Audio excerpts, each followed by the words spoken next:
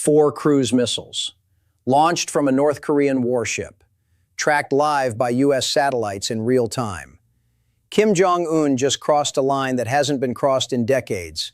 North Korea is no longer just a land-based nuclear threat. It is now a naval strike power projecting force across the Pacific. Tonight, you will learn exactly what was fired, where the missiles landed, why the U.S. 7th Fleet just repositioned 3 destroyers, and what Kim Jong Un is really preparing for. This is not a drill. This changes everything. This did not happen overnight. Years of quiet naval expansion built to this moment. North Korea's military has been rebuilding its surface fleet since 2019. That rebuilding just entered a deadly new phase. In late 2023, Kim Jong Un unveiled a new warship at Nampo Naval Base. State media called it a multi-purpose destroyer. Western analysts were immediately alarmed. The vessel was fitted with vertical launch cells along its forward deck. That means cruise missiles. That means range. That means a fundamentally different threat. Then came Russia. After Kim's summit with Vladimir Putin in Pyongyang, something changed fast. North Korean engineers began appearing at Russian naval facilities in Vladivostok. They were studying launcher systems. They were learning modern fire control technology. The knowledge transfer was happening in plain sight, and nobody stopped it.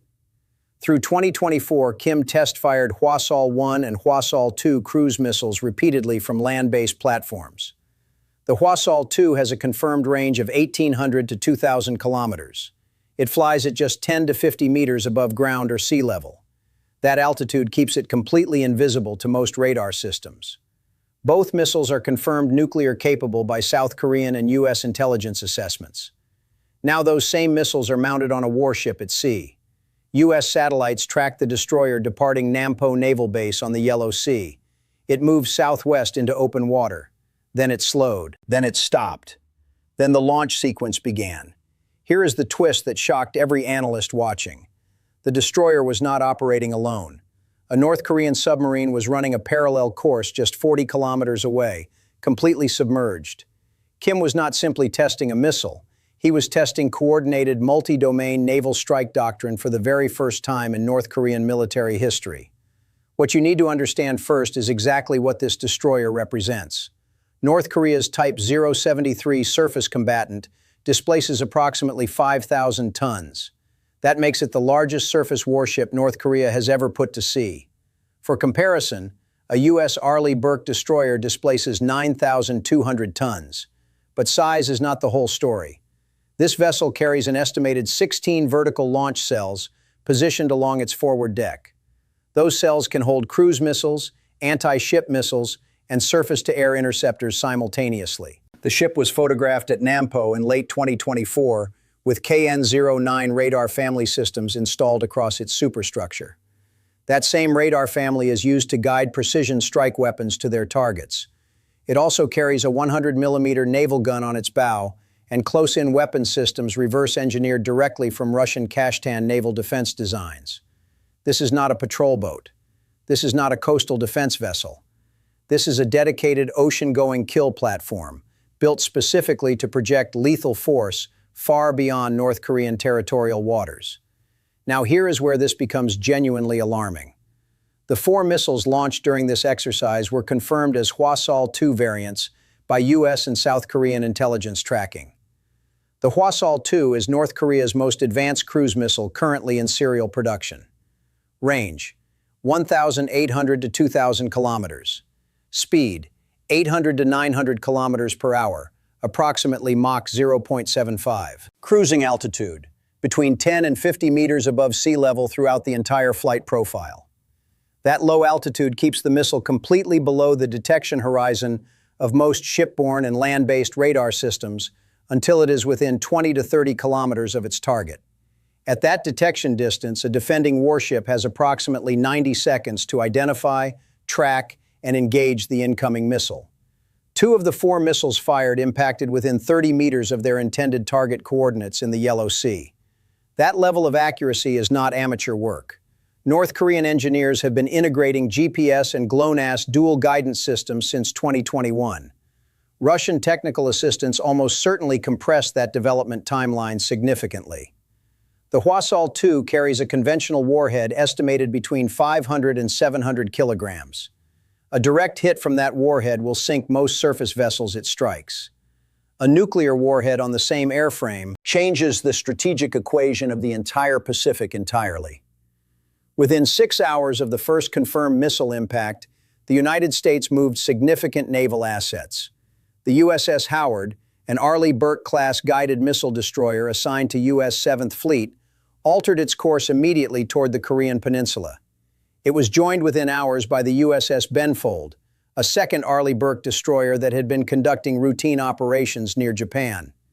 A P-8A Poseidon maritime patrol aircraft launched from Naval Air Station Atsugi within 90 minutes of the first missile splash. The P-8A carries advanced sonar buoy arrays and anti-submarine torpedoes, because the submarine running parallel to the North Korean destroyer was the primary intelligence concern, not the missiles themselves. The USS Ronald Reagan Carrier Strike Group, home-ported at Yokosuka, Japan, raised its alert status within hours. Flight deck operations were temporarily suspended under standard elevated threat protocols. 16 FA-18E and F Super Hornets were moved to combat-ready status on the flight deck. Japan's Maritime Self-Defense Force scrambled 2 Kongo-class Aegis destroyers from Sasebo Naval Base within the same response window. South Korea's military activated its kill chain preemptive strike targeting protocols for the first time since 2022. The combined Allied response was fast, it was coordinated, and it was considerably larger than anything reported publicly in mainstream coverage. Here is the layer of this story that most coverage completely missed. This launch was never just a weapons demonstration. It was a strategic doctrine test. Kim Jong Un has been working to solve one specific military problem for at least 3 years. That problem has a name in nuclear strategy circles: survivable second strike capability. Land-based nuclear missiles are fundamentally vulnerable. They sit in fixed silos or on mobile launchers that satellites can track continuously. A sufficiently precise U.S. or South Korean preemptive strike could theoretically destroy those land assets before they ever fire. But a missile platform moving at sea is mobile, harder to locate, and nearly impossible to completely neutralize in a first strike. The destroyer and the submarine operating together in a coordinated launch exercise created something entirely new. 2 separate platforms, 2 completely different firing geometries, 1 simultaneous strike package targeting the same area from different directions. Any defending naval force must now split its attention, split its interceptor inventory, and solve 2 incoming threat vectors at exactly the same time. Kim Jong Un just proved he can execute that concept operationally. That is the real headline buried under the missile footage. Let us analyze this missile with the precision it deserves. Origin: North Korea, with confirmed Russian technological input based on engine design similarities to the Russian Kh-55 cruise missile family. Range: 1,800 to 2,000 kilometers under operational conditions. Speed: Mach 0.75, subsonic throughout its entire flight profile. Its primary advantage is absolutely not speed. Its advantage is terrain-hugging, low-altitude flight that defeats radar coverage completely. Flying between 10 and 50 meters, it stays invisible until it closes within 20 to 30 kilometers of its target. That gives a defending ship roughly 90 seconds of response time after detection. U.S. Aegis-equipped destroyers carry SM-2 Block 3C surface-to-air missiles specifically designed to engage cruise missile threats. However, real-world intercept success rates against low-flying, sea-skimming missiles in actual combat conditions are significantly lower than controlled test environment results suggest. Realistic intercept probability against a single well-programmed Hwasal-2 attack sits between 60 and 70% under favorable conditions. Against 4 simultaneous missiles arriving from different angular approaches, that probability drops sharply. An internal Indo-PACOM assessment reportedly circulated among select congressional defense staff in late 2024 concluded that current Aegis configurations face serious performance degradation against coordinated salvos of 4 or more cruise missiles launched simultaneously. Kim fired exactly 4 missiles in this exercise.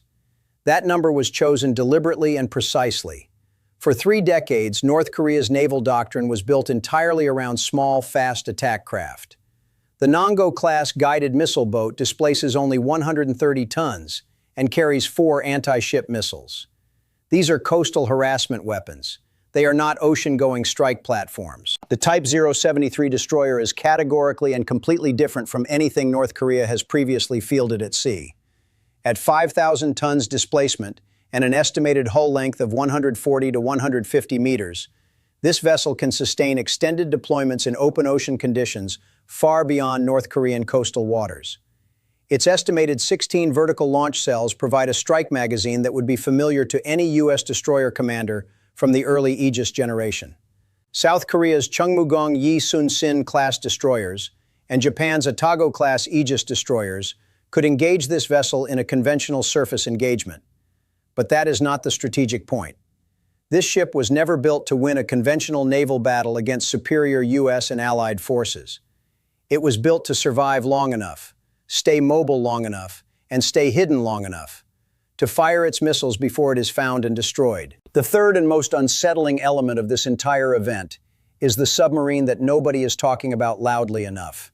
North Korea has been converting aging Romeo-class submarines, originally Soviet designs from the 1960s, into missile-carrying strike platforms since at least 2022. A submarine-launched cruise missile presents a fundamentally different defensive problem than a surface-launched weapon. It carries no ballistic arc that radar systems can calculate and track. It generates minimal acoustic signature during its launch sequence. It flies low and slow after launch with the same flight profile and accuracy as a surface-fired variant. There is almost no early warning. A 2024 assessment referenced in an academic paper published by a Seoul-based security institute described North Korea as deliberately practicing simultaneous multi-domain strike coordination during recent naval exercises. That precise language is the language of a survivable nuclear second strike doctrine, not a regional provocation strategy, not a diplomatic bargaining chip. Kim is systematically building the operational architecture of a nuclear deterrent force that can absorb a U.S. or South Korean first strike and still deliver nuclear retaliation from platforms that were never found and never destroyed. Here is the truth that this entire event forces every military planner in Washington, Seoul, and Tokyo to confront directly. Kim Jong Un has achieved meaningful nuclear survivability at sea. For decades, North Korea's nuclear arsenal existed almost entirely on land. Land-based missiles can be targeted. They can be tracked by satellite. They can theoretically be destroyed in a sufficiently large and precise preemptive strike before they are ever launched. That vulnerability placed a real ceiling on how aggressively Kim could behave, because a U.S. first strike remained a credible deterrent option on the table. A sea-based strike force on moving destroyers and submerged submarines cannot be fully targeted. It cannot be completely destroyed before it fires. That ceiling is now gone. Those 4 cruise missiles were not a provocation designed to win diplomatic concessions. They were a declaration that the strategic balance in the Pacific has permanently shifted. The U.S. Pacific Fleet is not on high alert because of where those missiles landed. It is on high alert because of what those missiles proved. The era in which the United States could credibly threaten North Korea with decapitation without facing the serious risk of nuclear retaliation from the sea, that era ended on the morning those 4 missiles left their launch cells. Kim Jong Un is the clear winner of this moment in history. The United States and its Pacific allies are now urgently rebuilding a deterrence model that took 30 years to construct and may have just become obsolete overnight. History rarely announces itself loudly. Sometimes it arrives as 4 cruise missiles on a quiet gray morning in the Yellow Sea. And by the time the world finally looks up from its screens, the balance has already shifted permanently beneath its feet. 3 North Korean submarines have completely vanished from satellite tracking over the past 90 days. No port visits recorded, no surface sightings confirmed. 90 days of total operational silence. Where are those submarines right now? And what are they carrying? That investigation is the next video. And what we uncovered will make everything you just watched look like a warm-up act. If you are not subscribed yet, hit that button right now. Turn on every notification, because when that video drops, You absolutely cannot afford to be the last person to find out.